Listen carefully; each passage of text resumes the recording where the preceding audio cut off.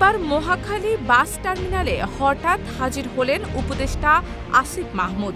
কোরবানির ঈদকে সামনে রেখে যাত্রী ভোগান্তি কমাতে এবং অতিরিক্ত ভাড়া আদায় রোধ করতে মহাখালী বাস টার্মিনালে অভিযান পরিচালনা করছে ঢাকা উত্তর সিটি কর্পোরেশন। আর এইটা ওইটা না, কাপড় ধোয়ার একটাই সলিউশন, চাকা অনির্মাণ। ওই অভিযানেই হাজির হন স্থানীয় সরকার, পল্লী উন্নয়ন ও সমবায় এবং যুব ও ক্রীড়া মন্ত্রণালয়ের উপদেষ্টা আসিফ মাহমুদ সজীব ভূঁইয়া। শুক্রবার সকালে অভিযানকালে ভ্রাম্যমাণ আদালত লাবিবা ক্লাসিক লিমিটেড নামের পরিবহনকে ৫,০০০ টাকা জরিমানা করেছে।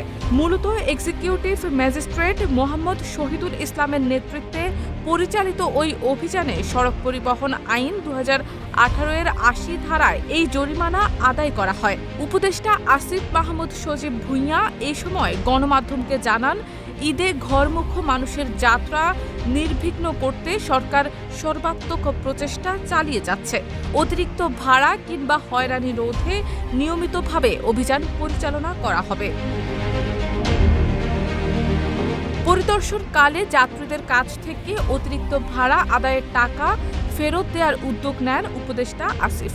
এ সময় কোনো ধরনের অতিরিক্ত ভাড়া আদায় হলে আইনি ব্যবস্থা নেয়ার নির্দেশনা দেন তিনি। অন্যদিকে ডিএনসিসির প্রশাসক মোহাম্মদ এজাজ জানান, ভোর থেকেই আমাদের ভ্রাম্যমাণ আদালত মহাখালী বাস টার্মিনালে অভিযান পরিচালনা করছে। অতিরিক্ত ভাড়া আদায়ের বিরুদ্ধে কঠোর অবস্থান নেওয়া হচ্ছে। ঈদ যাত্রাকে নির্বিঘ্ন করতে নিয়মিতভাবে এই ধরনের অভিযান চলমান থাকবে। শারমিন নিশু, ঢাকা পোস্ট।